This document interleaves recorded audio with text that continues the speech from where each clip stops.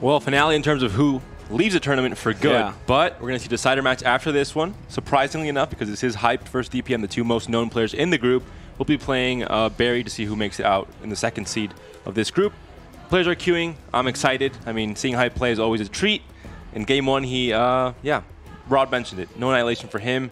DPM had similar luck in the red-green ramp mirror. Yeah, not fighting any of those late-game cards, any of the finishers. So one of these players is going to actually draw what they're looking for. And honestly, I'm just excited to see DPM actually get to play the game. I really feel like in both of her games, the other player was playing solitaire in a way. So hopefully she can get something to get some momentum going. Do you actually think that it's possible that Hyped could go 0-2 and just fall out? Do you think is that a reality that we're potentially living in? Very weird dimension. I don't want to live in that one, but I think it's hard, but having lost the first one, anything can happen in Artifact, especially against a good opponent like DPM, so we'll find out very soon. It's going to be a very exciting series to watch for sure, and there's a Compel early on to help save damage on Kana and help keep her alive on the flop because these blue heroes are weak. So am I getting heated, Charmer? Does it come through? Yeah, but you could still run Compel at 40 cards. You don't have to cut it just because you're down to 40 cards. Well, sometimes you do, because the other cards are more important. No, you could just cut. No, well, then cut Compel then if the other ones are more important. So you can see a duel from DPM, and then the Compel would save Kana. But instead we see the Legionnaire. Going to get a ton of value in this lane because you're guaranteed to have creeps trade with the Legionnaire because of the Kana's ability. So it's just a wall that's going to be there, for good until something else is done about that from Hyped. All right, so DPM is on this aggressive red-black list. It's very similar to the one that we've seen Hoej and Xixo bring at the last tournament, and it's designed to race down towers very quickly, very effectively. Meanwhile, Hyped on the mono blue list, trying to stall the game out. We currently see no Annihilation in hand, no at any cost in hand. A couple of cards that you can use to clear when you get to mana 6, so these early turns are actually very important in this particular matchup. There's a Compel saving the Ogre Magi this turn. Stays alive for one more turn. Could have, well, the last turn it was used to save Ogre Magi. Could die this turn though because the combat position is still the same, unless he draws a Cunning Plan, of course. Yeah, I mean, it's entirely possible because this list is running more than 40 cards, so it might just draw. And we see the Sorla could have gone lane 2 to try and pretty much almost guarantee tower damage, but instead goes to lane 1, finds the creep block instead. Legionnaire still finds a kill on a creep, but not the way it wanted to, I think, because the other creep takes some damage and doesn't hit the tower.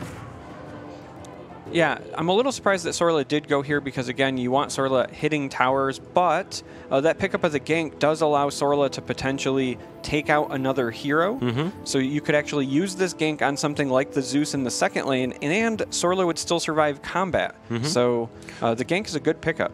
You could even gank the creep in front of you if you want to go tower damage, but you might have to wait for the tower damage for that still. Or just, gank the Kana. You could gank the Kana, who at a 2-4 stat line was a glorified creep, but this way you make it so that there's no additional cards that can be played here. You prevent something like Dimensional Portal from coming down. I'm a big fan of that play as well. You take full control of lane 1, but this allows Zeus to play a spell here like Dimensional Portal, slow down this lane quite a bit. Even though the duel is in hand for DPM, the initiative gives Zeus a chance to play that Dimensional Portal and also get the zap from his piercing damage passive onto that creep and kill it. So here we could see a duel and a Bronze Legionnaire come down, potentially, if you want to push some additional damage. We might just see a Legion Standard Bearer if we want to have some of those creeps trade through. And I like saving the duel here just strictly because the Zeus is going to die anyway, and the mana has already been spent, so there's nothing to worry about. And looks like DPM agrees with me. Thank you, Standard Bearer instead clears out that lane a tiny bit. That was just a stall Dimensional Portal from Hype, not going aggressive, instead going defensive to try and stall out as Mono Blue, try and get to the late game where it really thrives with cards like Sanctum and Thunder God's Wrath and the Bolt all in hand already. Yeah, I mean, that's why Dimensional Portal is considered one of the most powerful cards in the game, just because you can use it offensively to go wide on your board, you can use it to get some chip damage in on the tower, or you can use it defensively to just soak damage with those creeps as bodies. And that's exactly what Hyped decided to do this round because, again, Hyped knows he's got to get to mana turn 6. This is a deck that is trying to race him down as fast as possible. And the faster that Hype can get to mana 6 and start using these Mystic Flares, maybe draw an Annihilation by then, maybe. Maybe he just never draws it. Maybe he has the Vin effect today. Who knows? And March in hand for DPM can be casted from lane 1 into lane 2, kills 2 creeps and any hero that spawns in that lane as well. We see a nice divide between red-black in lane 1, red-black in lane 2, and Phantom doing her thing in lane 3. But still, right now, DPM, of course, in this matchup, red-black will always have control of the early game, and it's up to Mono Blue to start stalling this out, defending the towers, keeping them a tiny bit healthy, and then the turning point comes at mana turn 6 and 7 when the spells like Eclipse, Annihilation, and Thunder God's Wrath come online with Sanctum as well.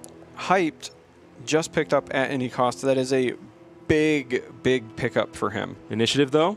Initiative in favor of DPM, but DPM right now, because of the weird arrow on Sorla, might be considering the phase boots, and unfortunately that's only 6 health. I have to think Hyped is thinking at any cost here. Oh, it has to be. I can give you the power you need. That's risky. Now the duel can come down still, so if DPM thinks about this possibility, this is the one card that stops aggro very well. Yeah, I think that Hyped was thinking, okay, you played the boots because you want to activate the boots, so I'm probably safe. So we should see the refresh, then Sorlikon will move, and then at any cost will clean up everything but Bristle here, but you're entirely fine with that because that is only 8 damage you'll be taking on this tower as opposed to a significant... You're taking 8 now as well, but yeah, Sorla will phase boot out. We'll trade position with one of these creeps, I think. I was just going to say, as opposed to the massive amount you'll take if Sorla survives. And now it becomes a lot more tempting. We'll see there's a different lane that you want to use it on. I mean, lane 2 also looks really good for it. Yeah, lane 2 is a possibility as well. So getting the extra damage onto the Bristleback, takes off the armor. Maybe, with at any cost damage, and I do actual 6 damage instead of just the 4. Yeah, and things are actually looking pretty good for Hyped right now because unfortunately DPM has not pushed a lot of damage quite yet. And we're going to be going into mana turn 6 next turn, and Hyped is going to get 3 heroes to deploy, so we'll have a lot of tools to play with. Now initiative in favor of DPM can use the duel here. Lucent Beam did not hit Legion, which means that with the 1 armor will survive this duel. Can push damage, and yeah, that's of course. Exactly what DPM's going to do. She says, all right, I just kind of took way too much tempo loss in that first lane. I'm not going to risk it in the second. Let's get the damage in. Great play, in my opinion. In lane 3, we'll talk about it many times, but Phantom Assassin is more of a hero killer, not a tower killer, so she is doing damage to the tower, and she does have a Gloaty Vandal to help out as well, but it's still going to be a slow process.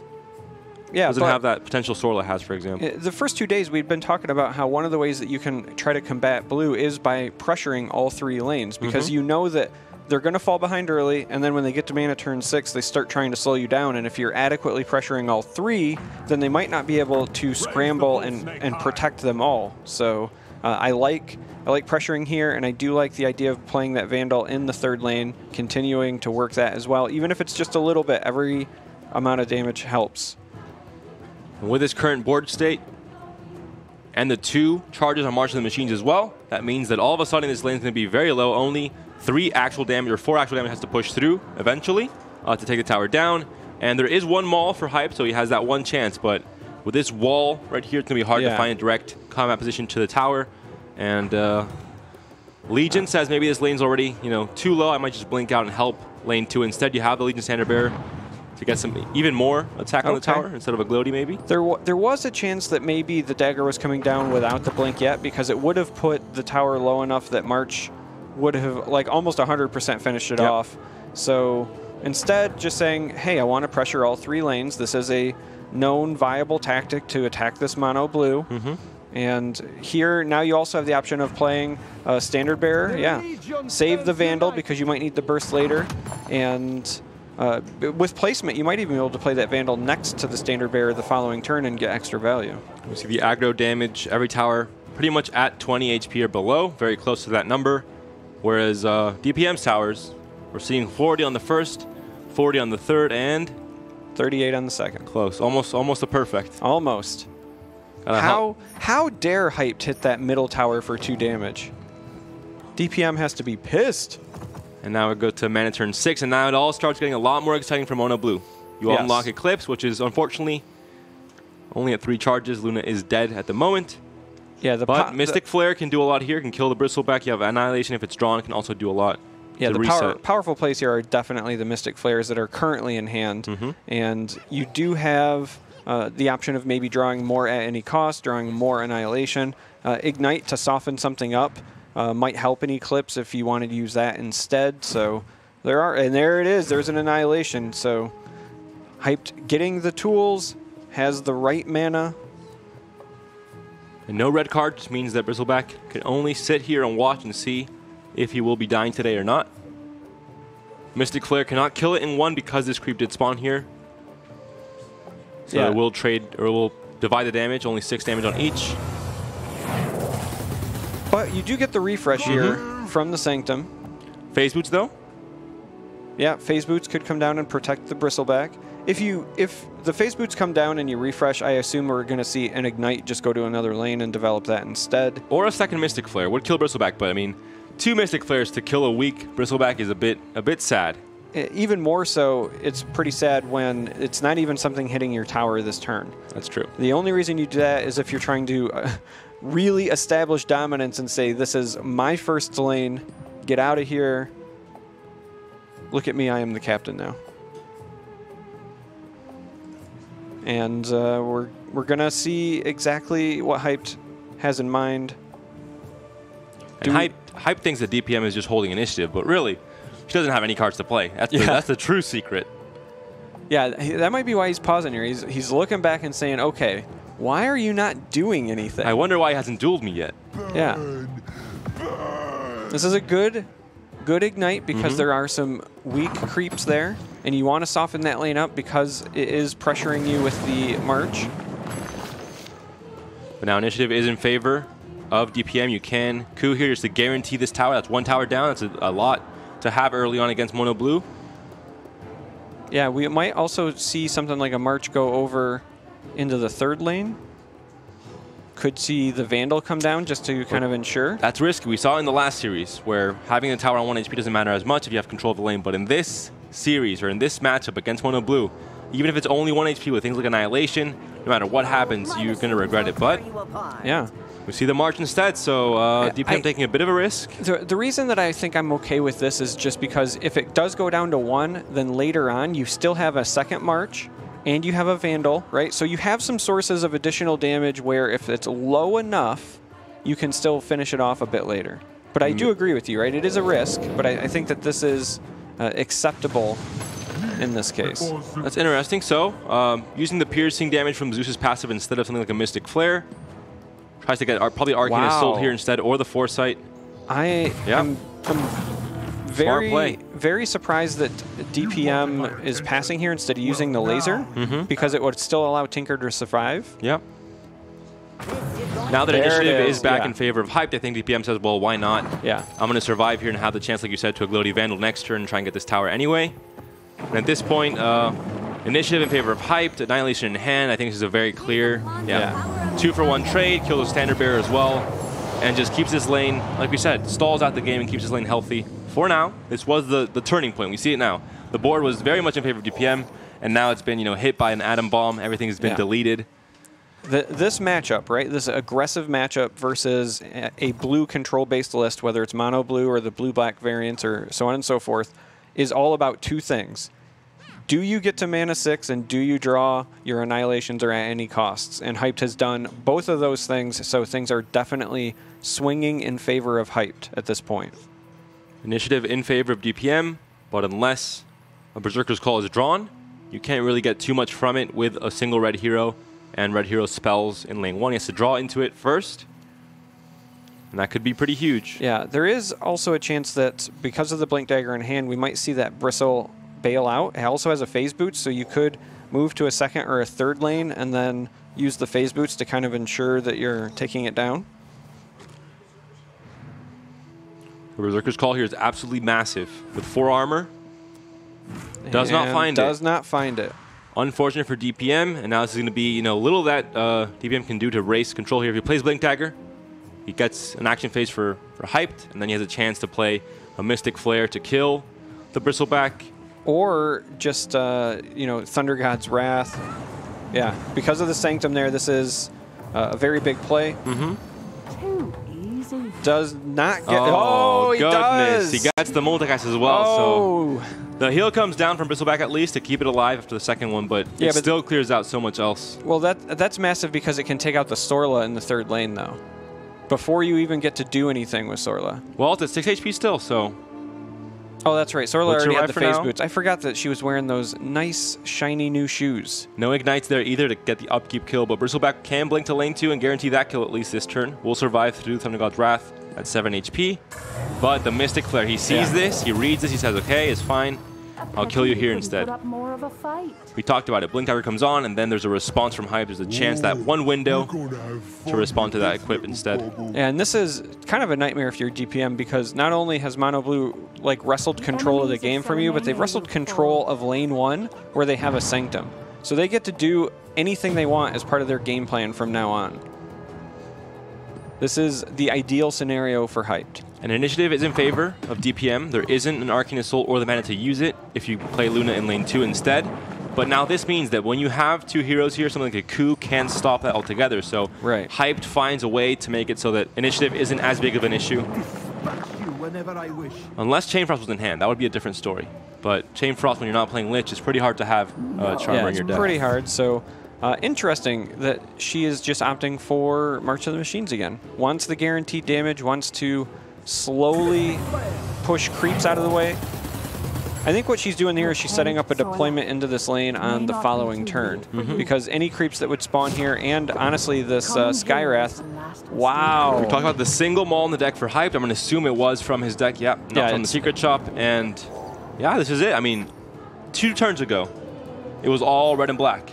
And now all of a sudden, everything is dead for DPM. Has 2 deploys. That is true. But still, this is where Hyped has total control, Sanctum online, very powerful cards in hand. And DPM lost some of that gas. You know, aggro decks have kind of a curve where you want to start winning, and if you don't, then it gets pretty sketchy later on. Yeah, unfortunately, she didn't find any copies of the Oath, for example. She is one of the people who still brought a version of this deck that runs all 3 copies. Didn't see any of them, did not see any Disciples. That's another one of your finishers in many ways. So, you know, it's like we said, this matchup comes down to, do you get to mana turn 6 and draw your board sweeps, and Hyped managed to do that, so... Yeah, and I mean, just the deck list paints a perfect picture of this deck being aggro, this deck trying to win quick, the curve being low, and making sure that any card you draw you can play. There's nothing clunky in your hand. You have to wait, you know, 7 turns to play, like Time of Triumph. Yeah, even kind of looking at what was left in DPM's list, right? There's no Tyler Estate Censors drawn as well. So either not finding the finishers or not finding the things that are disruption or slow things down. Again, I don't know what she did to offend the RNG gods, but it's not going her way. And again, Coup can kill 1 hero, but cannot kill 2. Eclipse is enough to kill the Phantom Assassin, but Tyler Estate does come down. There's no 8 mana blue card that I know of just yet, so it doesn't change too much. 7 mana cards like Thunder God's Wrath can still be played. It does affect the fact that you can't play Foresight paired with another 4 mana card like Dimensional Portal, which is a big thing. And we see the Vandal come down as well. A little bit interesting that she's kind of pushing back into this lane. I think she's realized, okay, this is part of the game plan of Blue, right? They want the first lane and they want a Sanctum here at some point. Now that I'm behind, if I'm going to wrestle control of this game, I need to do it here. Now, kind of looking ahead, that second lane still has 7 health on it. And we have the Legion Commander there, but again, no duels, no Berserker's Calls because they're not in the deck, because there's no Axe. So not a lot of ways to get rid of the bodies blocking Legion Commander. And at any cost, slows things down. Make sure you have the kill on the Tyler Estate this turn as well, which means that you're not hindered for that bolt turn on mana turn 10. You're back to your natural 9 mana turn after that, and then 2 turns after, you have a win condition all of a sudden. You're also setting up so that if you have initiative on the following turn, you can make sure that the Phantom Assassin goes down just from Zeus's passive alone. Eclipse has an extra charge there, so everything does get cleared. Only needed 4 charges for that, 5 charges I'll make good use of on the card instead, so more than enough. And slowly, only doing 4 damage to the tower, but you're defending, you're stalling, which is what you need when you have the win conditions in hand, cooking in the oven, and waiting to be played in a few turns. Yeah, and again, this tower stabilized with a low health pool, so that blink earlier that you were talking about with the Legion Commander is the only reason that tower is still alive. Now Compel can come down to save Skywrath Mage, and to cycle as well. We have Foresight there too. Now, the Maul can maybe at some point kill the zero charge. Yeah, I was going to say, is there a chance that we see something like Prey on the Weak or a Dimensional Portal to get this to 20 health? Because we do know that 20 health is an important number for the mono blue list. And when you get those towers down to 20 health, you're setting up those Bolts of Damocles. We see 2 in the hand of Hyped already. So 2 turns from now, when the mana is available, they'll come online, and that's got to be what Hyped is thinking here. Yeah, you also create a wall of creeps that help protect against like a Sorla or a Bristleback or a Tinker to try to attack the tower instead. Yeah. Or even just take the tower without Bolt there. Yeah, it's entirely possible, because at this point, with the board being so wide, that's an unattractive lane for DPM to try to contest, and it's not looking good. The second lane, you have no presence. With Canna there, you're getting the 2 melee creeps every turn. That first lane already has the Sanctum and 2 blue heroes. I mean, you get 3 heroes to deploy if you're DPM this turn, but it is all uphill from this point on. Initiative is in favor of DPM, but again, you can't really capitalize on it as much with this deck. You have the Coup. You don't even have the Axe, so no Berserker's Call actually in the deck even. Right. We talked about it before with Bristleback maybe drawing into that, but without Axe, same as Lich and Chain Frost, it makes it a tiny bit impossible. You always expect Axe to be in every single red-black deck, especially before the patch, but in this case, missing here, going for more aggro instead, more tower damage instead of board control, and maybe punishing DPM for that. All right, so DPM says I want nothing to do with that Kana, and I'm going to go into that third lane, which is interesting to me. You don't have like board sweeps in this red-black list, right? It's just like you said, you're not running Lich, so there is no Chain Frost, so it's almost a guarantee you're just going to go into a wall of dogs. Eclipse at 6 charges, will not clear the entire board. Coup comes down, frees up the Bristleback to damage. Annihilation is an option. Dimensional Portal as well. Yeah. But you're too scared of the dual possibility. Yeah, I was going to say, I think that's exactly what you're fearing there. So Annihilation is just safe, right? No reason to risk it. Now Kana does her thing here, can play Dimensional Portal to also get this lane under 20. Yeah, I like that line to play. Again, everything about blue is survive and get chip damage. Little bit of here, little bit there. Get to the point where the bolts will finish the game. And there it is. There's the Dimensional Portal. Get it that much closer. Because now, as long as a blue hero survives in lanes 2 and 3, and there's a chance for initiative or at least no counterplay from DPM with a duel, for example, this could just be game. It's a bit early to say, but yeah, again, it's not looking great for DPM. So we see another Coup come down. I like that Coup. Skywrath can come down lane 3, but if he bolts from lane 2, he's going to lose initiative in lane 3 unless he finds a Sanctum, for example. So, or even with a Sanctum, it'll be very difficult. So DPM finally going to secure one of these towers, but again, I can't help but go back to that Legion Commander Blink from earlier, because you would have had the second tower down. Now, because of the chain of events, right, there's no guarantee that you'd be taking this one down at this point, but it was an interesting thing that you called out. Only one hero, Legion coming in for DPM, has a chance to try and defend his lane 1 and 2. No creeps in lane 1 for Hyped is pretty big, because 5 attack from Skywrath, 20 from the Bolt, and 2 from a creep would have been enough to get the tower down if he can kill the Legion in one go, which he should be able to with initiative and Eclipse at 7 charges. Right. It's more than enough. But no creep here means he relies on something like a Dimensional Portal or, well, yeah, just that actually. Prey on the Weak has no damage on the board, so. So the interesting thing here is that with the bolts and the potential mobility, because there is a Blink Dagger in hand for Hyped, this could come to fruition where we see Bolt in lane 2, and then, or not even a Bolt because there's no presence, right? Like you can actually just use something like Eclipse, or if you want to clear out the creeps, and then have the Blink over If only there was one creep here, it would be game.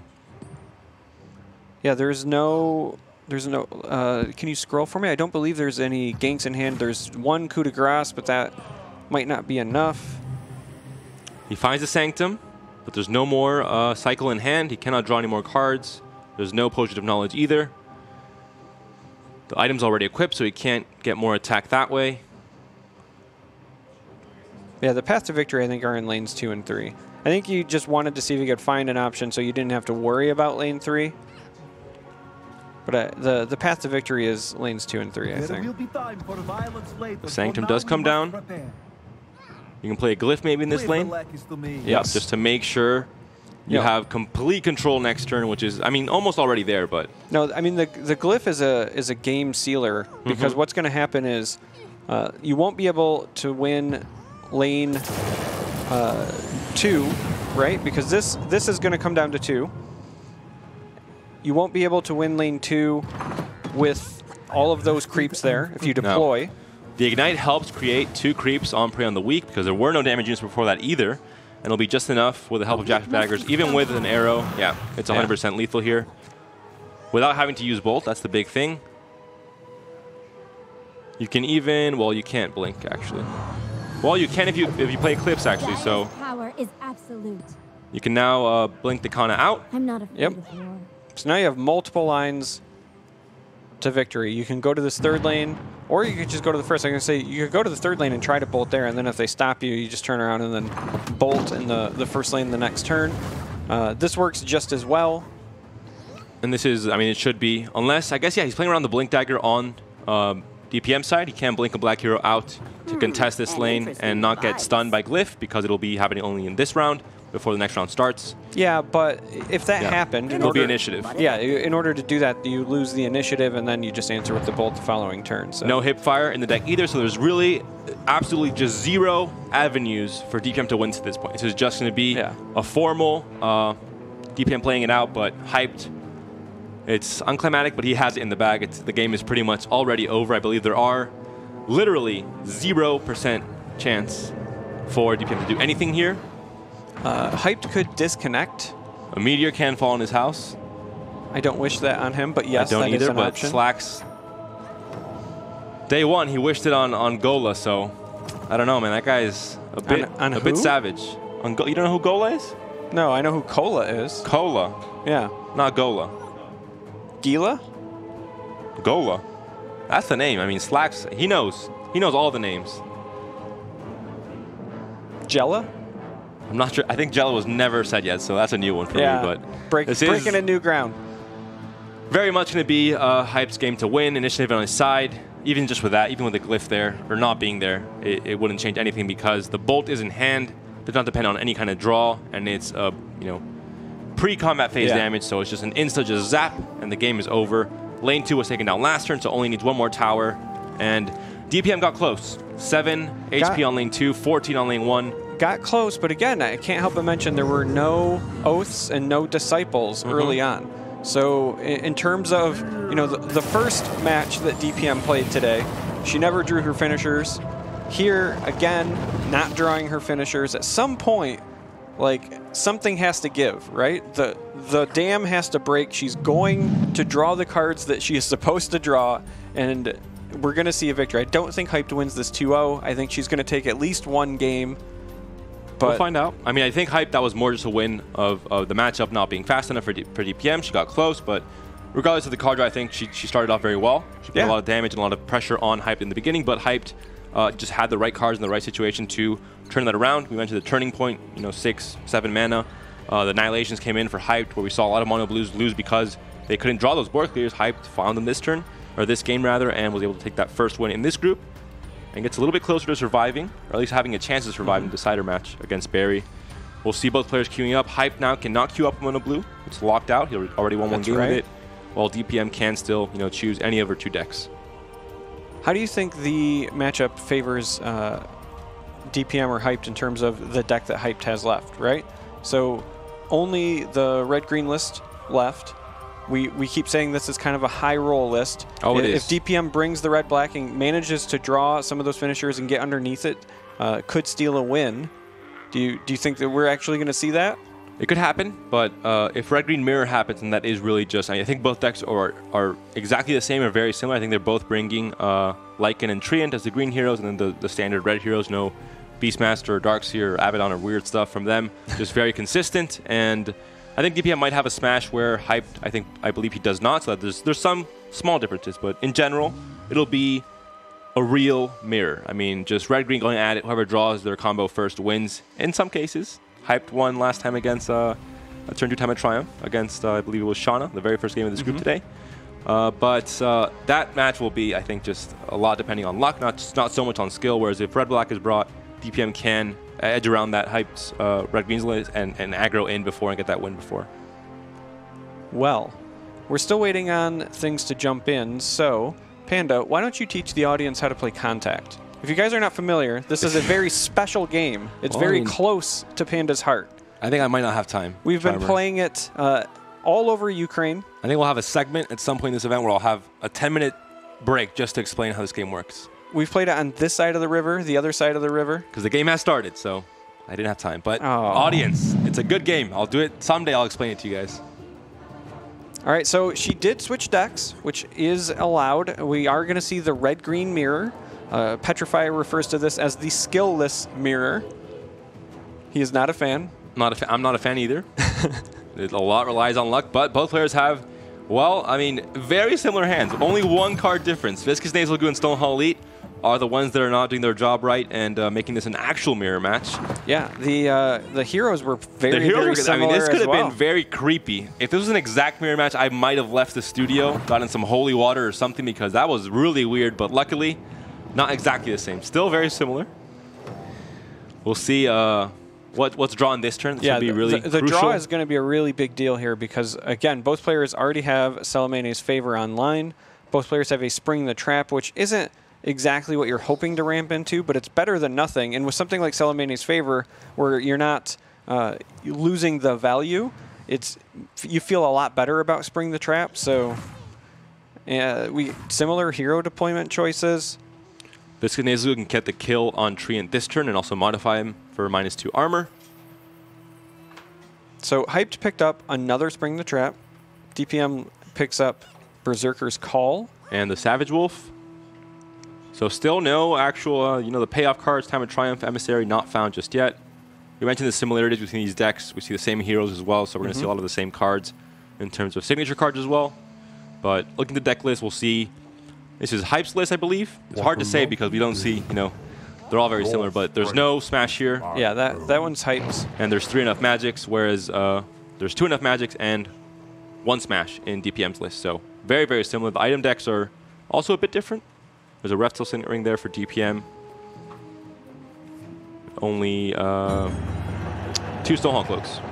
So I really liked this Viscous Nasal Goo by DPM because it's setting up a kill on the Treant. And as a result, Hyped setting up the exact same thing here. What they're doing is they're trying to say, okay, I don't want you to have access to green on the following turn. At least not in lane 1. Yeah, at least not in lane 1, because that's where you have multiple heroes, and if you were going to do some sort of ramping shenanigans, this would be the place. Both players now have a Salamane's Favor in lane 1. And that curve is huge on the Wolf. Gets to kill the Lycan here. Reset this lane and get the buff there as well on the attack and the health. Stonehall Elite can also curve here. Do we see the double curve from Hyped? Well, of course. Why wouldn't it happen? Oh. He got lucky enough today with the Apotheosis Blade. I think that's enough for one day. He's just saving it for a big impact play later. He's going to get Vesture in the Secret Shop or something right now. Oh, he got the even better Keen Folk Plate, which might be my choice for the worst item in the game. It's close. It's really bad. There's a few great contenders. I think Barbed Mail is better than Keen Folk Plate. I mean, that much is obvious, I think. I mean, Keen Folk Plate is making a good argument for being the worst item in the game. It's close. It's really close. There's a few other really bad ones, but looking at this, these lanes here, no green hero for DPM in lane 1, or lane 2, or lane 3, which means the Stars Align isn't a hope you can have. Even if you draw it, you don't have a green hero to cast it, so you're going to play on kind of on the rules. You do have the Spring the Trap available, which is a nice little boost there, but Hyped has the same on his side. Yeah, both players are kind of looking to take advantage of what they have going for them. Unfortunately for DPM, Hyped, slight advantage, has a greater presence on the board. She's going to fall a bit behind in that third lane. She will get 3 heroes to deploy the following turn, though. And depending on the draws, right, both players are looking for that time of triumph because in the first lane, you're going to have 8 mana available. We might see an explosive first lane on the following round. The Spring comes out on lane 3, slows that down a tiny bit, and also trades with Stonehall Lee, which is pretty massive. We could see Hyped copying the play here, or deciding to just go all in on lane 1. Gonna stall for now. Just gonna stall, take his time, but slow things down. I have to imagine we're gonna see a Spring come from this lane. It's just a question of where. Passing here doesn't make a lot of sense, and you're not gonna play enough magic, so there's no reason to not use it. There might be an argument to be made about playing it in the second lane.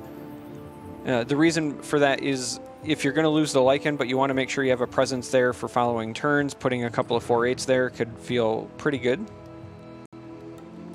You get the Lycan buff as well, if it lands next to the Lycan, but I like this as well. You just go all in on lane 1, put a lot of pressure here, down to 20 HP already.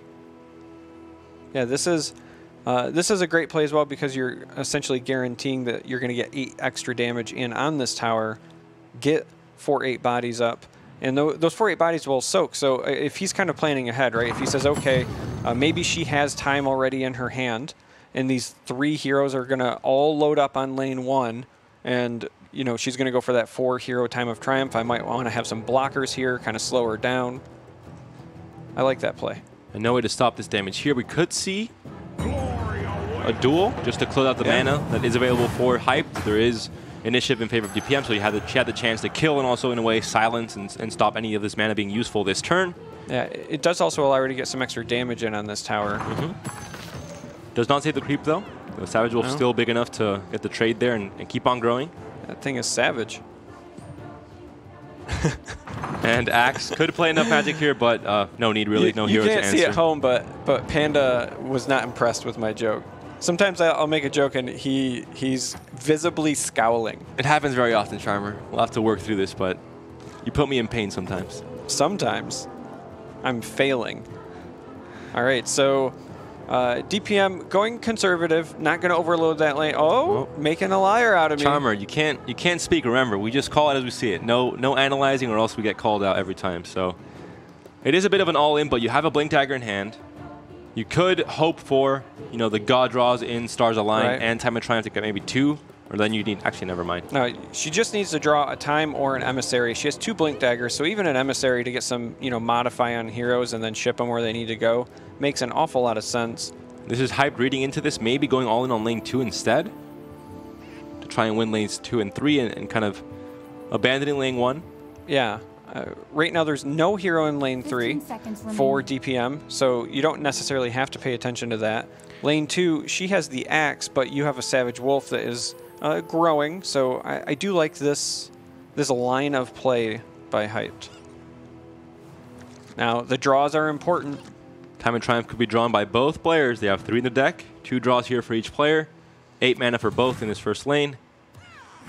And there it is for DPM. We talked about the really bad draws for her in her first series. She said, I cannot draw horribly forever. I'm taking the risk. It's going to go my way, and she's rewarded. But however, enough magic says no to that. 4 heroes in the lane. Hyped showing off exactly why you run 3 copies of Enough Magic. Exactly. Does very little there, and he says, I don't draw Time of Triumph. Well, you don't get to play it either, so it's fine. And now in this lane, there isn't much for DPM to do either. I mean, you can Enough Magic back, but it doesn't do too much. You can Berserker's Call. That is an option. Kills a Savage Wolf. And Axe does survive with 2 armor. Takes only the damage from, or only 3 damage from the Savage Wolf. Oh, Axe can kill some people. All right, Axe equipping a dagger, which might signify that she says, okay, this lane is now no longer in my favor, but that third lane looks really weak. Maybe I'll go fight there.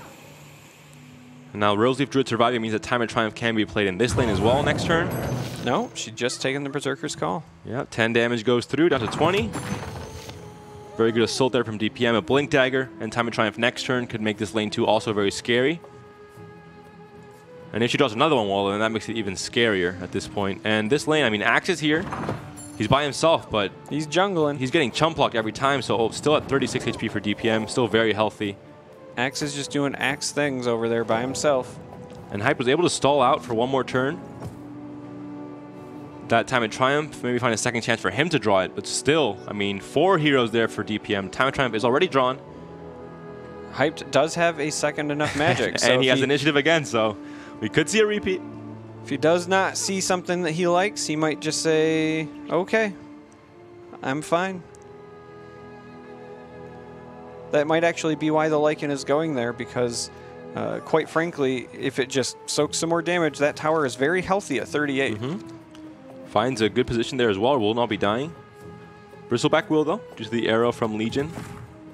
Although it'll take Lycan with him.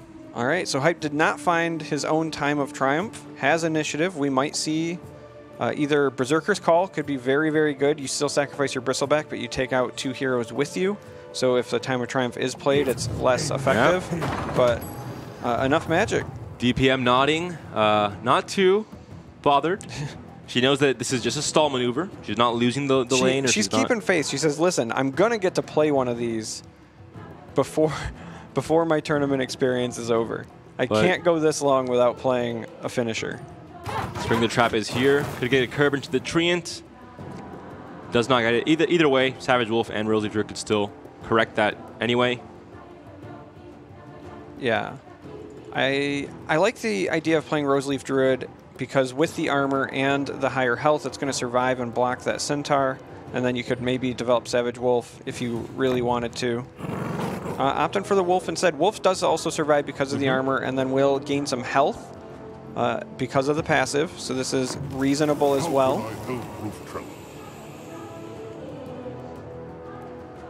And maybe Hyped is considering a Blink Dagger. We'll see. He's taking an awful long time here, and I'm trying to get inside Hyped's mind. He's got some options. Blink Dagger is an option. Could just Town Portal Scroll as well if you want to save the dagger. Healing Salve, not really great here. Spring the Trap on lane 3 can help Hyped finally start pushing through with Axe there, or it can be used to cross lane back to lane 1 or lane 2 and help defend those instead. All right. Plug in some holes there. He could even Town Portal Scroll the Axe, not doing too much here. Seems to be stuck in some ways. Could just TP him out. Spring the Trap first, of course. I was going to say Spring the Trap here actually makes an awful lot of sense because you're going to clear everything that's in your way and maybe push some pressure, but goes cross lane with it. Axe is going to stay here. Oh no, finally leave. No longer doing the jungle thing. I think it does make sense. He wasn't doing much of anything here, not being too impactful, and now he finds a Time of Triumph. He needs a red hero. He's going to have 2 of them, but the more you have, the better, and you can even split 1 between each lane if you somehow draw 2 Time of Triumphs instead. All right. We're going to see if he goes for that here. Considering it, his board is very wide in lane 2. And send a Legion Commander back to the 3rd lane. Interesting. So really wanted Axe to come into this first lane. This tells me that what they're looking to do, right? What Hyped is looking to do is maybe Berserker's Call, because you put the Jasper Daggers on Axe to give it Pierce, and then if it lands in a good spot, you could take out that Bristleback and the Treant and make a Time of Triumph incredibly unattractive in that lane. Well, initiative is in favor of DPM, though. So Time of Triumph, I think, after 2 turns of blue balling and not being able to play that card, it will finally come down, I think, almost immediately for DPM. And then with the armor and the extra attack, the Berserker's Call looks a lot less appealing, especially in that position for Axe as well. So I think we will finally see Time of Triumph comes down. We'll see if it's 1 or 2 of them. Spring the Trap was drawn instead, and still Hyped now getting the DPM special. Not drawing the finishers, drawing kind of these clunky Stars Align cards when you're already at 8 mana, you don't really need it, and it just Visix Nasal Goo and Stonehall leads, like cards you don't want to see at this point in the game. Her face isn't giving it away, but how satisfied do you think DPM is? Very. To finally play a Time of Triumph, or just any finisher from any of her decks. Now lane 1 looks very much in favor of DPM, but lane 2 is going to need some help there. We see Berserker's Call anyway, still kills Legion. Yeah. The trade happens anyway. Slows it down. Just buy yourself some time. And Blink can come down from DPM. But this lane is already quite low at 20 HP. It's low, but DPM is, with that time of triumph, likely going to overtake this lane, right? It's shifted in her favor.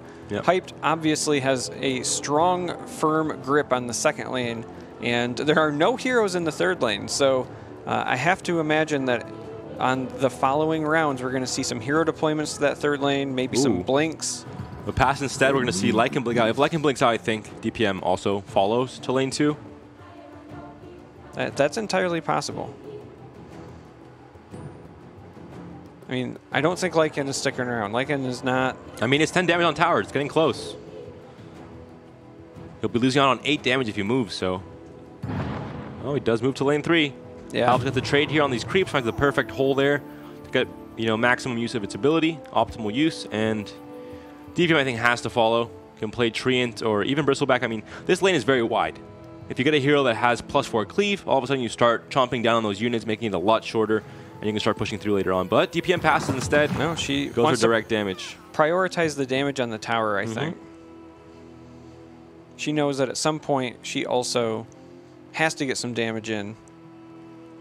Now, a lot of options available here. She has her own Spring the Trap. Yep, she's just going to use that to stall. Does not find the trade with the tree, and that's really big because there's no more green heroes coming in on redeployment for Hyped. If you have something like an Emissary next turn, you want that Treant to be dead. And this is a wide lane. Emissary would be maybe not as good as Time as Triumph, but still pretty close. Yeah. And with Treant not dying with the -2 armor and the 2 health, it's a big hit there for DPM, I think. And the damage coming through as well, 12 HP, but... Yeah, she can potentially protect against that with something like Initiative and her own enough magic. Hyped managed to slow her down quite a bit with a pair of enough magics himself. She has one in her hand as well. Apparently, this is a no magic zone. DPM is not playing Tidehunter or Fight Through the Pain, which means that it'll be hard to get initiative if you're also blinking out heroes and playing, you know, in lane 1 as well. You want to try and get some of these Time of Triumph heroes, or even maybe Celebrity's Favor or Mist into lane 2. So we'll see how it goes off, but right now I think DPM is favored, mostly because Hyped, well, he has the Stars line in hand, but little else. Yeah. Huh. So that's interesting. DPM is saying, you know, I've stalled enough. That is very interesting, because if you were going to go over there, there's a part of me that thinks that maybe that's where the Spring should have went, right? Yeah, both players fighting for all 3 lanes actually at this point. Very conservative, don't want to give an inch to either player. All towers very, very similar in health. 18 to 18 in this first lane, 20 to 16 in the second, 36 to 34 in the third. And she uses her own enough magic, which is an interesting move there. I think she was afraid that he had a Time of Triumph himself and that he was trying to set it up on those 2 heroes. We, of course, have the benefit of knowing otherwise. He has a singular card, a Stars Align. So these 2 cards that he draws are very important because they're essentially all of his resources. That Stars Align not helping out in any way, shape, or form at the moment. I think we will see a Mist coming into lane 3, or lane 2 rather, for DPM. A Blink maybe as well. Force surrender in 30 seconds. Timer going quite low for Hyped. Yeah, he's just taking his time. He had that one turn earlier where he spent a lot of time and then ended up passing. But now the draws here are really important for Hyped to find the Time of Triumph. Some of these finishers in his deck. So he finds a Mist. Oh. And a Bronze. He has a Potion of Knowledge. There's still a chance. Legionnaire. So yes, this Potion of Knowledge might be the best 5 gold he's ever spent. A little bit better. A little bit better. Not quite enough there to really make a huge, huge impact in this game. And DPM finds the Emissary. Yep, finds an Emissary. Arrow's not really working in her favor, but she still has control of this. She has mana to spend if she wants to send Celebrity's Favors to other lanes. Not that you really need it. You have enough to play everything you want, but you could open up something like Emissary and a Savage Wolf in that middle lane. So if we see a second favor go there, that could very well be it. There's a Mist as well. Could also, instead of a Savage Wolf, be something like a Stone Hall 8, and that's exactly what's happening. So she's trying to set up being able to play as many things as possible in that second lane. I think we'll see a Blink from Bristleback as well, maybe. Has the green hero, no red hero in that lane just yet. Right. And there is the Blink.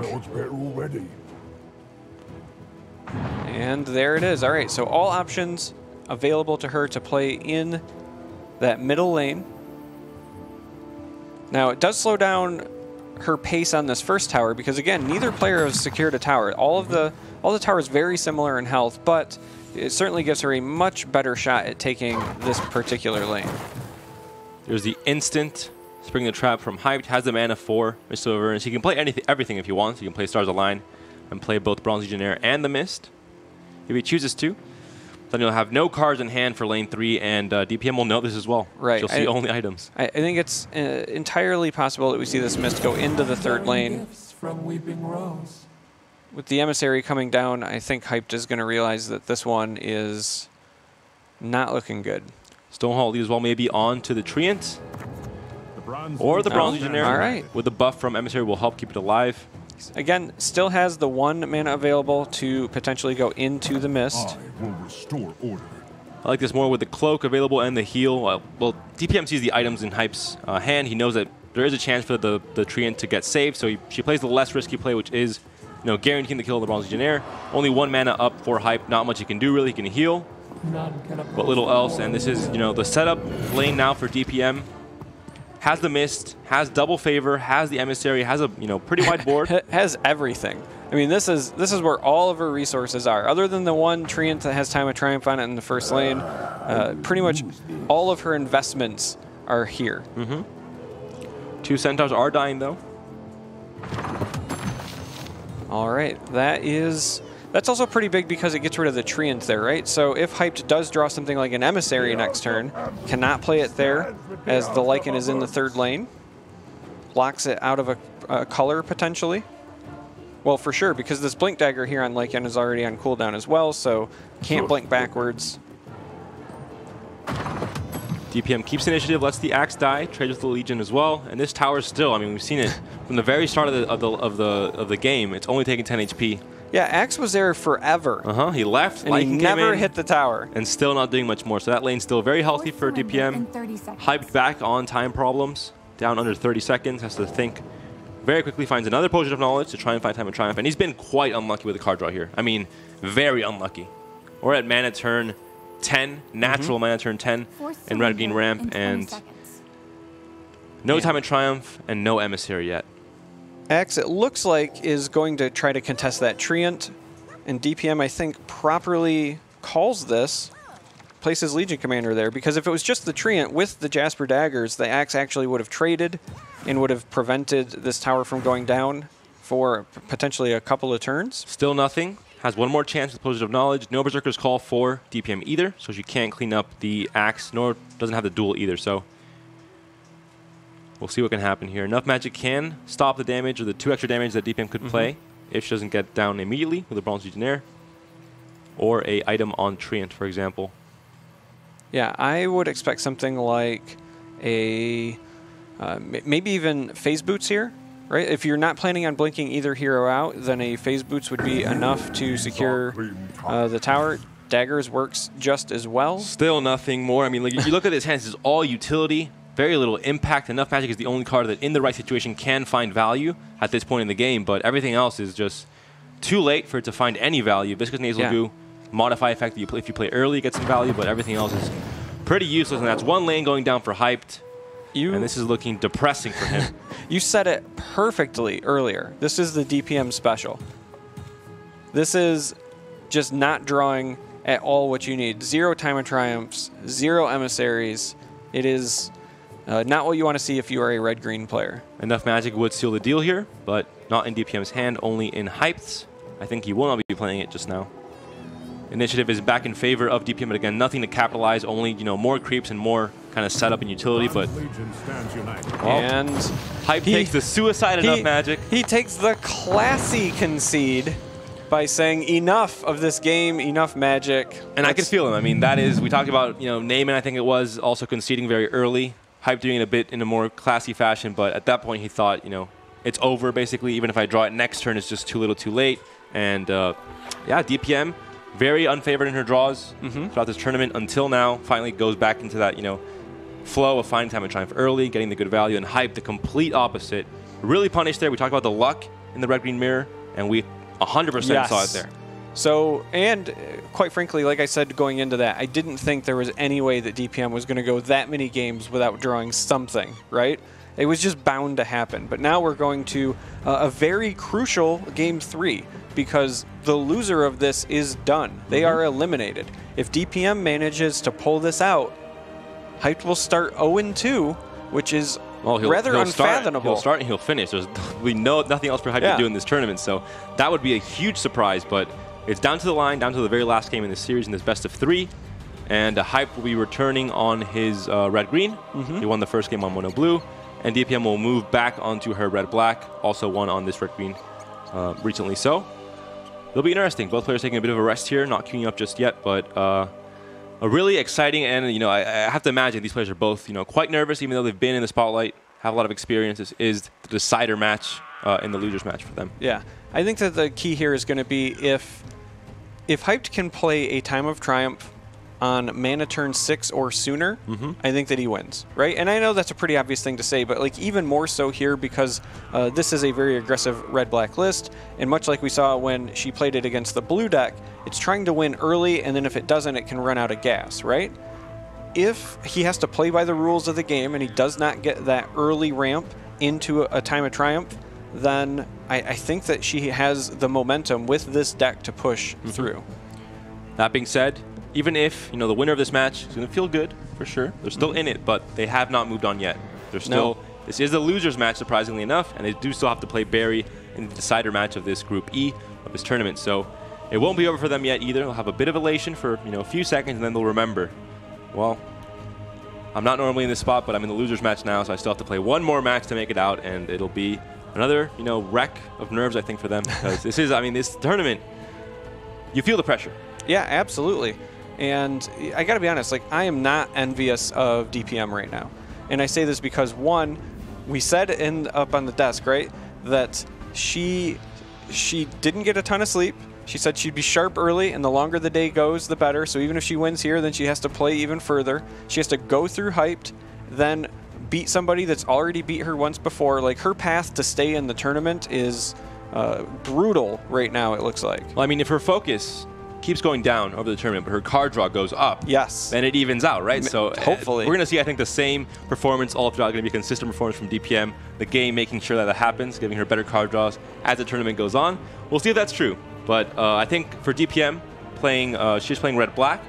I think it relies a little bit less on card draw, whereas red-green Hyped is the one that really has to start praying to any gods he can get his hands on to find that Time of Triumph, because he didn't see it at all the entirety of that last game. I mean, is he playing it? Not a single one. Can we confirm his list actually has it? Because those are so many turns without finding one. Yeah, his Time of Triumph is paired with his Annihilations from his first round today, right? Just somewhere on the bottom of the deck. Gone, missing. It's unfortunate. We got to mana turn, I think it was either 10 or probably 11, just naturally, without any kind of ramp. Yeah. And that's... It wasn't even that he didn't get to ramp into it. He just never got to play one, period. 8 turns, that's 16 cards drawn, plus any other draw effects from things like Spot Weakness. I mean, we didn't count them, obviously. Right. There's not too many in red-green, not enough as, you know, compared to mono-blue, for example, but still, most of the cards, I think, were drawn in the deck, and to not find one of those Time of Triumph where you play 3 in the deck, that's very impressive in the worst kind of way for Hyped. Yeah, you put Time of Triumph on a milk carton if you're Hyped right now. It is missing, and you need to find it desperately. Both players are queuing. We're going to see here DPM on the bottom with red-black, and Hyped with red-green at the very top of the board here. All right. And we'll see who can clutch up and win this last game of the series and make it to the decider match of this Group E. Well, Hyped at least has an emissary this time around, but no ramp in sight in this first opening hand. Meanwhile, DPM has a great hand if you're an aggro player. The Bronze Legionnaire is a nice early play. You have the Oath. You don't have to commit it early, but you have the Oath, so you can feel good about that. A couple of 4-drops that are high impact. March of the Machines. DPM has got to be pretty excited about this hand. And you can look at this hand and say, oh, well, this is a very lucky curve for her because it looks like it's a perfect curve throughout the next few turns, but this deck is made so that this happens every time. Yeah. It's a deck that wants to close out early, so you have, the mana turns only go from 2 to 6. That's all you can get. There's no clunky cards to kind of mess you up early on. So yeah, the only way you have a clunky draw with a deck like this is if your opening hand is like 3 coup de grace or something absolutely ridiculous. So PA does trade with Legion Commander there. Everything else does stay healthy enough to survive this turn, and Sorla coming down. Let's see where she goes. If she finds a matchup against Bristleback, it'll be very bad. Yeah, it's going to depend, I think, on where the creeps go because, all right, with one creep in the first lane, if she wants, it's a 50-50 there. It's a 50-50 in this last lane as well. 50-50 in the last lane as well, but I think she likes this last lane a little bit more because I think the Treant wants to go in that first lane. So properly reads it. Let's see if she's rewarded. Doesn't matter either way because we can see the arrow coming down, so even if she's in the open spot, Sorla is allergic to hitting towers. Well, finds the creep instead, so the downside is a lot worse. If you find the Bristleback here, you die. That's a pretty bad downside if you're a hero trying to, you know, help your player win games. Whereas in lane 3, it survives, kills the creep, can play a Gloaty Vandal, for example, and, you know, still keep on trudging along in that lane 3 by itself, for now. All right, so just kind of based on the way things look right now, this first lane is going to be hotly contested. Have you ever seen this card, Charmer? I forgot it existed. I think it's called Time of Triumph. It's an 8-mana card that you sometimes draw if you're hyped. Is this a tech choice? I don't remember seeing this in Hype's list last game. He does finally find it, thank God. Missing the ramp, like you said, no stars aligned, no slime in his favor, but does have finally that payoff. But like you said, in this, it's not a mirror match, but both decks do have the red. And the green, the biggest upside it gives you is that ramp. That's the advantage you have over red and black. You can get the Time of Triumph earlier and win games in that case where if you don't have the ramp, you're not getting that advantage right now. So we'll see how Hype can maneuver this matchup and see if he can win it here. Right. Both these green heroes are going down on this round, which means you're locked out of ramp for a couple of turns. Now, might not matter because if you draw a Stars Align over the next 2 rounds, then they come down on mana turn 6. You casually jump up to 8 and play that Time of Triumph. But right now, DPM, again, getting that forward momentum that you're looking for. Here, I like the idea of playing the Vandal over the Estate Sensor. Yeah, just simply because there's no hero presence here, right? You don't need to reduce the mana of the opposing tower. Tyler Estate Sensor is very, very powerful in this red-green matchup because if you see a Stars Align, right, you can answer with a Sensor, take them down to 7, and then potentially make them waste it. So it's a great card to play proactively or hold on to. I think we'll see a black hero split for DPM, 1 in each lane. Lane 1 and 2. You can always play the March at 5 mana into lane 2 where you have those creeps already there and start doing damage to them over the next few turns, kind of mitigate that health gain from the Savage Wolf, for example, who doesn't die this turn. And looks like we're going to see a focus on lane 3 instead for DPM. Double black there. Yeah, I'm okay with that because you want to push towers as fast as possible. That's your best chance to do so. And that is going to maximize your presence of black heroes. Yeah, that's perfect. And green hero's dead for Hype, so even if he draws something in his favor and Stars Align, he can't get the combo off this turn. Instead, draws enough magic and Berserker's Call. The PA does trade with Bristleback because it's already weakened down to 10 HP instead of 12. There's a Stonehawk Cloak and a Fountain Flask, though, for Hyped, and 2 Phase Boots for DPM, which will really help out with the Sorla, but she's doing her job. She's in the tower already. No need to correct that. There's no way that sticks, right? Sorla's not allowed to hit towers. Well, there's 1 creep in the hand for Hyped. And little else. All right, so Phantom Assassin gets some shiny new shoes, wants to survive. You could see a Nevermore here. There are a few creeps hitting tower. Still mana available for Hype, though. It gets kind of scary. Yeah. You don't know what your opponent's going to play. I think before we see the Nevermore, we'll likely see Phase Boots trading with that melee creep, just because that's going to be some more damage on the tower, and then if the Bronze Legionnaire comes down to block Phantom Assassin, then yeah, we might very well see that Nevermore come down. Hype just taking his time, says no, I don't want to let you use the boots. I don't want you to do anything. Plays enough magic. But still, the board was very much in favor of DPM. So again, it stalls out, but still, it's helping her mission, which is take down these towers quick. We're at turn 3, already 10 HP here. And this lane's looking very scary as well. He's 100% there trying to buy time because, again, he knows at mana turn 6, if you draw that Stars Align, then you can go up to a Time of Triumph. I think those green heroes are going to come down in that first lane as blockers, but also as part of a hope and a pray that you find that Stars Align. Now, 5 mana, only 1 blocker available. Initiative for DPM. I think she has to stall out here.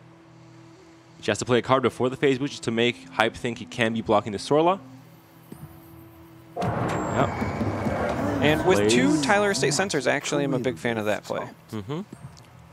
And now Bronze the Legionnaire surprise comes down. from DPM, the second phase boots in hand. know how to use Yeah. Can trade with a Tinker here if he wants to kill the Bronze Legionnaire or just the Tyler Estate. yeah, the Estate Sensor, because He'll survive. that is a lot of damage going to the tower. And that's 10 HP lane 1, 13 HP lane 3. The game plan is working out for DPM. This is her objective. Get these towers low, and get them down quick, and just start doing This draw is going to be really important for Hyped. As I said, if you don't play one of your finishers by mana turn 6, you might just get ran over. And both green heroes coming back to help out, so this is a turning point. Again, we talk about it in every single game. There's always going to be an aggro, an aggressing deck, and a control-y or more mid-range deck. And this is around the point where aggro says, you know, this is it. I'm going to close the game out now with my low curve, my very aggressively built deck. Or the more mid-range deck can say, stop that. Let's take control. Right. Slow it down. So that bristleback arrow, not doing him any favors, but DPM picks up a couple of tools that she could use to maybe get rid of the treant. For example, a duel on it from bristleback would kill the tree because of the negative armor. Let Bristle survive. Instead, Hyped says, no thank you. That's Clears it with a Berserker's Call. Now in lane, lane 3 very well defended as well. Lots of creeps and Lycan coming into that one. Yeah, that was a massive play by Hyped. Meanwhile, this second lane, Hyped is just going to casually take it. DPM has avoided it entirely. We could see a blink. I wouldn't be very surprised, to be honest. Red-Black has very little chance, for the most part, to break through a wall of creeps. No Berserker's Call even, because there's no axe in the deck. But instead, we see Hype just stay in that lane. And we'll see what DPM can do here. All right, Second Tyler Estate comes down. Second Tyler Estate Sensor, and I like that because it negates another Berserker's Call, potentially. If you were looking to do a Stars Align into something else, that's shut down as well. Yeah, I like this. It trades the Lycan, kills the Lycan this turn, leaves this lane without any green heroes for the next turn. And then Tyler Estate and Roseleaf Druid pretty much yin and yang here. One taking down the mana. Oh, the Flask comes down, meaning Lycan will stay. And that's big. I mean, it opens up the green cards in that lane. You can chump block easier. And you still have a much wider lane right now. All right. Again, draw, very important. Hyped has the finishers, has not found the ramp. There are 2 pieces to the red-green ramp puzzle. No black hero to get the upkeep kill with March of the Machines onto lane 3, unfortunately for DPM, because that Phantom Assassin did die last turn to Berserker's Call. And now if Hyped can manage to slow this down enough, he has his big plays, And 2 emissaries and Time of Triumph. Unfortunately, still no ramp. So gonna have to play by the rules, wait until mana turn 8 to play them, and it might be too late. This is a really big play by DPM here because the Legion Commander survives. Well, there's no weapon. No other duel was not found either. Would also kill the Legion Commander, so still. But getting this down to 2 is still important because you do have the Vandal in hand, and you have the March of Machines. So while it's not fully taking the tower, it's entirely making it like reasonable to just push that down by accident. Now it's going to be all about lane 3, it looks like. Down to 13 HP already from DPM's. Axe is 100% going to go to that lane 3. I'm calling it. Don't make me a liar, Hyped. Please. The Spring the Trap would also be fantastic here. If it was available. Yep, Hyped is playing 3 of them, but does not find those draws either for this turn. Cannot, help out lane 3 with those resources. That mana from this lane here, it's already won. Thank you, Hyped. Thank you for making me look like I know what I'm talking about. I mean, that was a pretty safe call, Charm. But we've seen some other ones that were pretty safe. That you don't have to be an expert to make that call. Let's be completely honest. I don't even claim to be an expert, Panda. We'll see what DPM can do here. Does have the coup. Can lock Hyped out of green, for example, and open up a path for Sorla. There is a blocker, though, and a Berserker's Call for Hyped, though. We'll see what DPM is scared of here. I can't imagine. Yeah, coup has to come down on Axe. It blocks Berserker's Call. Yeah, losing the March is potentially painful because it has the ability to clear a bunch of things out of the way and or take down that first tower, but backup in the form of a Gloaty Vandal is nice. And Legionnaire can be played here to trade with Tinker, block all damage, and just keep stalling this out in this lane. Yeah, I mean, you have to think that that's the play, right? None of these other plays are looking very enticing. Well, you could phase with the Legion, maybe. You can play the Bronze Legionnaire to get that combat switch and the Berserker's Call, but you can phase boots the Legion, move her to Lycan's position, and then Berserker's Call. Could kill both heroes. Yeah. And Suicide your Legion, but that could be an option. Perfect. We'll see the blink here. Might indicate something different, but... Well, you could be playing the blink and then also still the phase boots. Mm-hmm. You see no items in hand for DPM. The Legionnaire comes out instead, so... Two different lines. Both could have been valid here for Hype, but instead plays the Legionnaire first and just kills the Tinker instead. Lycan will be dying this turn, though, unless he gets phase booted out. It's also an option. Keeps both your heroes alive. You kill one of your opponents, but Sorla does survive. Yeah, the Sorla with the phase boots here has got to be scary. There were no open lanes this time around, but going forward, that's not necessarily always going to be the case. Mm-hmm. You are also going to be worried about things like March of the Machines, though he did see one get discarded. The thing is, anywhere Lycan goes, Sorla can follow with the phase boots herself, so it doesn't make much sense for Hype to make that play. Yeah, a Mist comes down here. What do you think of that? Well, you have the mana open, so why not? Look at the rest of the lanes. This lane's already won. If you go for the Ancient, sure, but that's a big reach where your opponent's trying to finish the game as quickly as possible. 2 HP and 13 HP here, so maybe it wouldn't last enough for that to make an impact. And lane 1, 40 HP tower, and you have 1 creep. Maybe not the best lane for a Mist. So see, I highlighted it because it tells me that we're not going to see deployments like at all go back to that first lane. There might have been an argument for, you know, you're going to lose it, but maybe you still play stuff there. To prevent an 80, because this is, we've talked about, we haven't seen many 80s over the past couple of days, but this is one of those lists that has that potential with the Oath, with Disciple. The Horn came out again in the secret shop for DPM. She might have been holding it. As a spectator, we can't really see that as easily. You have to be tracking the gold instead, so it's an option. Maybe, the high IQ in Twitch chat will know for sure. But in this case, we do see Bristleback taunted the lane 1, instead goes to lane 3. I really like this play if she commits it. Putting Phantom Assassin in the first lane sets up a gank to the third, and then with the Blink Dagger in hand, she can move over, still taking advantage of it. I like this play a lot. Also guaranteed if there's a lot of arrows and curves, you have no red cards in hand. You can't do anything if you're Legion, so that would just be another turn where this lane isn't taken down. But with a Gloaty Vandal and another hero here, you can pretty much guarantee the kill no matter what. It's just 2 HP that's left. Right, and speaking of arrows, that's exactly what happens here with the Legionnaire saying, I want to attack this creep and not the tower. 2 duels are drawn to prove me wrong, so Legion could have done the job herself with a Stonehall Cloak, but I think this is still the safer play. Just in case your opponent does try and defend this, you have the Gloaty Vandal and Initiative to take it down no matter what. And now, like you said, you can still cross lane with Assault Ladders, Oath, Gank, and Blink Dagger. All right, so Gank does come down, and I like choosing the Legion Commander because it had the Blink Dagger on it. And also was the only hero you could kill. Also out of order of elimination, a pretty good choice. Details, Panda. DPM did the math, that's for sure. Now, Duel is offline here. If the Phantom Assassin leaves, we talked about it, there's a curve. Right. And the Legion's being blocked, so... That's why I mentioned it. Like, this Phantom Assassin almost might have to stay now. You could phase boots and then Blink Dagger out and have something attacking the tower. Anything that's attacking it would kill it this turn, so it is fine. I think DPM... Or you can do that. Just blink out the Legion instead. That makes some sense. That makes some sense, but... So the risk here is that if you were planning on playing the Oath for any reason, you're only going to have 1 black hero in that third lane. So if it gets killed with a duel or a Berserker's Call, something of that nature, then it would shut off the Oath. Well, if lane 3 is stalled for enough time, you have a black hero in lane 1 to say, the Ancient's open. I have the Nevermore and the Oath with some creep spawns and maybe another Oath draw. That could be another win condition, an alternate win condition open for DPM as well, so... And this lane's very healthy for her. If Hype can stall, he won't be taking this lane down either in the next 2 turns, I think. So Berserker's Call doesn't peel any damage off here. So you basically have to spring the trap and then hope that DPM doesn't have anything.